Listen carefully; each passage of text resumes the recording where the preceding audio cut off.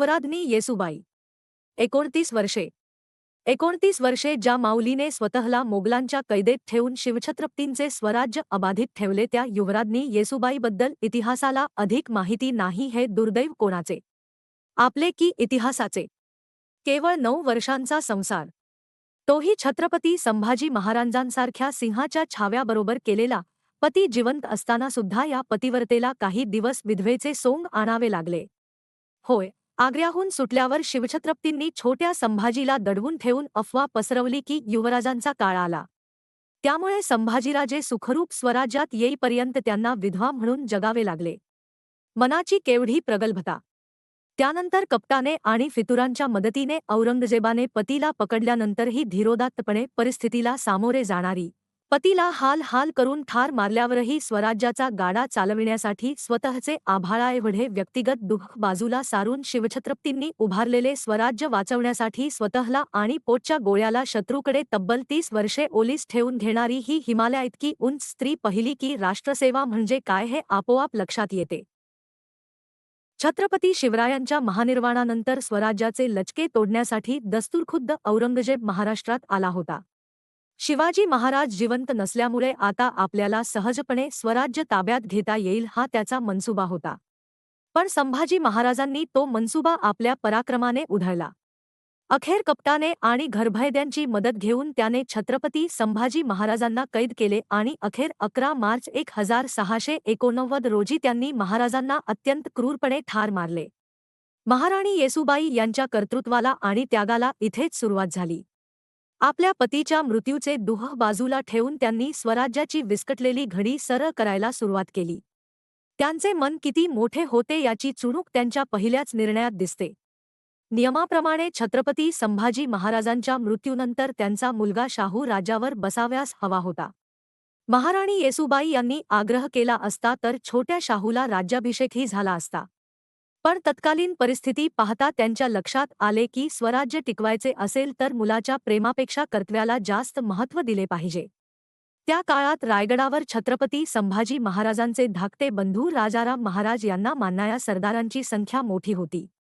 त्यामुळे नियमाप्रमाणे शाहू महाराजांना जर राज्यावर बसवले तर काही सरदार बंड करतील, सैन्याचे 2 भाग पडतील आणि हे अंतर्गत बंड औरंगजेबाला स्वराज्याचा घास मिळवून देण्यास मदत करेल अशी त्यांना भीती वाटली। त्यामुळे त्यांनी पुत्रप्रेम बाजूला सारून आपले दीर राजाराम महाराज यांना गादीवर बसवले व स्वतः त्यांच्या वतीने काम करण्यास सुरुवात केली। आज लोकशाहीच्या नावाखाली आपल्याच मुलानातवंडांना पुढे आणणारे नेते पाहिले की येसूबाईंची महानता लगेच लक्षात येते। महाराणी येसूबाई यांचा त्याग इथेच संपत नाही, उलट तो त्याग इथे सुरू होतो। त्यांच्या असीम त्यागाचे दुसरे उदाहरण तर एकमेवाद्वितीय असेच म्हणावे लागेल। छत्रपती संभाजी महाराजांना ठार मारल्यावर औरंगजेबाच्या आशा पुन्हा पल्लवित झाल्या। त्याने स्वराज्याचा घास घेण्यासाठी रायगडाला वेढा दिला। पण स्वराज्याचा धनी त्या वेढ्यात अडकून पडला असता तर सैन्याला एकत्र आणणार कोण हा प्रश्न होता। तसेच बाहेर मोकाट असलेल्या औरंगजेबाच्या सैन्याने चहूबाजूनी आक्रमण करून स्वराज्याचे लचके तोडले असते आणि राजाच बंदिवान असल्याने राज्यकारभार हाकणे हे अवघड झाले असते। येसूबाईंची त्यावर उपाय काढला। त्यांनी राजाराम महाराजांना सुचवले की त्यांनी रायगडच्या वेढ्यातून बाहेर पडून जिंजीच्या किल्ल्यात तळ ठोकावा व रायगड वेढ्यात अडकल्याने संपूर्ण राजधानी जिंजीला हलवावी। असे केल्याने रायगडाचे महत्त्व कमी होऊन या वेढ्यातून औरंगजेबाला फारसे काही गवसणार नाही आणि स्वराज्याचा कारभार व्यवस्थित हाकता येईल। म्हणजे स्वराज्य राखण्यासाठी त्या स्वतःला तोफेच्या तोंडी द्यायला तयार होत्या। कल्पना बिनतोड होती, पण आपल्या मातेस्मान वहिनीला आणि छोट्या शाहूला वेढ्यात एकटे सोडून निघून जाणे हे राजाराम महाराजांना पटेना। पण येसूबाईंनी राजाने नात्यांपेक्षा कर्तव्याला जास्त महत्त्व दिले पाहिजे तरच राज्य चालते हे त्यांना पटवून दिले। अखेर जड अंतकरणाने राजाराम महाराजांनी रायगड सोडला आणि येसूबाईंच्या सत्वपरीक्षेला सुरुवात झाली। राजाराम महाराज रायगडावरून यशस्वीपणे निसटल्यावर येसूबाईंनी 8 महिने रायगड झुंजवला। खूप प्रयत्न करूनही गड ताब्यात येत नाही असे पाहून औरंगजेबाने कपटाने रायगडावरील भगवे निशाण उतरवले व येसूबाईंना शाहू महाराजांसहित अटक केली।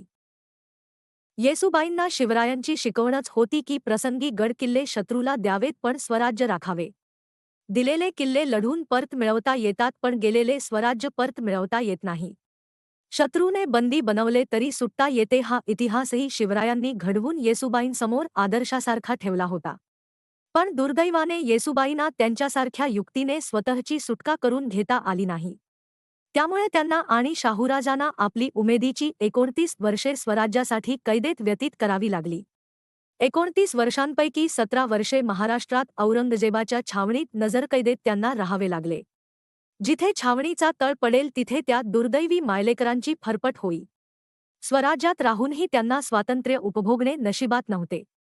औरंगजेबाच्या मृत्यूनंतर त्या दोघांची रवानगी दिल्लीला करण्यात आली आणि त्यानंतरची 12 वर्षे परमुलाखत वनवास सहन करावा लागला. प्रभू रामचंद्रना किंवा पांडवांना 14 वर्षेच वनवास होता. त्या वनवासातही ते स्वतंत्रपणे श्वास घेऊ शकत होते, पण येसूबाईंना आणि शाहूराजेंना 29 वर्षे पारतंत्र्याच्या वनवासात घालवावी लागली. खरोखरच त्या दोघांच्या स्वराज्यनिष्ठेला तोड नाही. अखेर बाळाजी विश्वनाथ पेशवे म्हणजेच पहिले पेशवे यांनी त्यांची सुटका केली. मोगलांच्या कैदेतून छत्रपती शाहूंची सुटका व्हावी यासाठी ते 1705 पासून मध्यस्थी करीत होते. बाळाजी विश्वनाथ पेशवे यांनी कर्जे काढून फौजा उभारल्या आणि छत्रपतींच्या सर्व शत्रूंचा पराभव केला.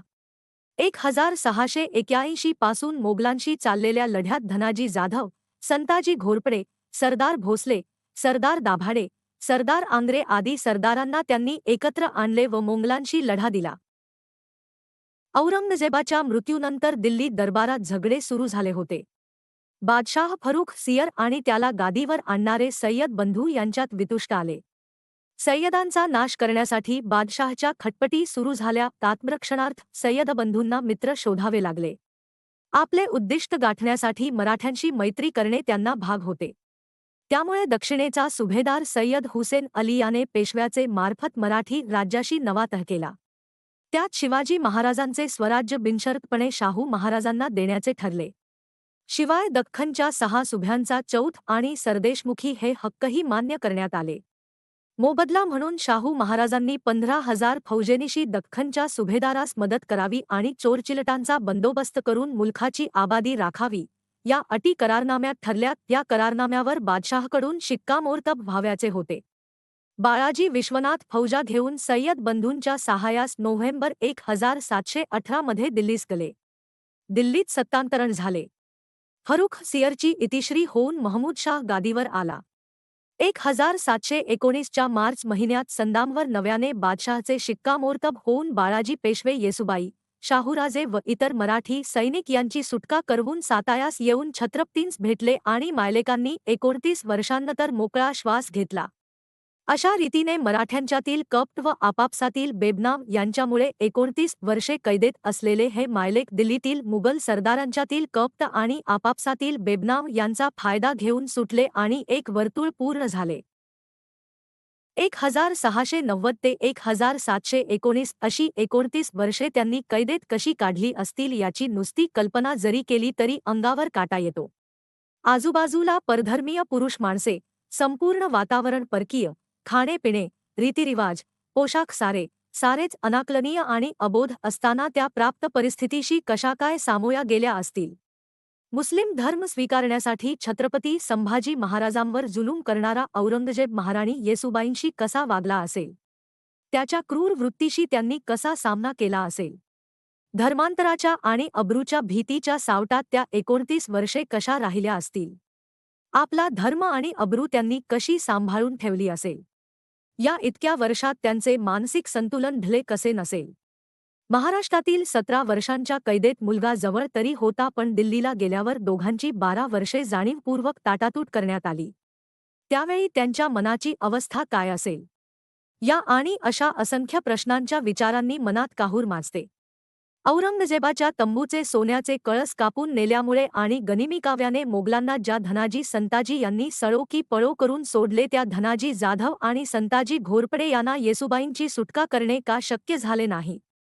त्यांच्या सुटकेस 29 वर्षे का लागली याचा शोध इतिहासात शिरून घेतला पाहिजे.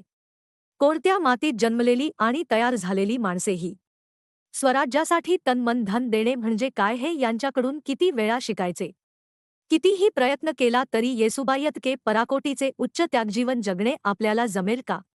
राष्ट्रासाठी सर्वस्व अर्पण करणे हेच त्यांच्या जीवनाचे सार होते. ते अंगी बाणवणे हे आपल्याला कितीसे जमेल हा प्रश्नच आहे. स्वराज्यासाठी त्यांनी केलेला आयुष्यभराचा त्याग ही त्यागाची परिसीमाच म्हणावी लागेल. आज कैदेतून झालेल्या त्यांच्या सुटकेला 310 वर्षे पूर्ण होत आहेत. त्यानिमित्ताने त्यांच्या त्यागाचा आणि बलिदानाचा इतिहास सर्वतोमुखी करणे आणि त्यांच्या असीम त्यागाला वंदन करणे इतके तर आपण नक्कीच करू शकतो.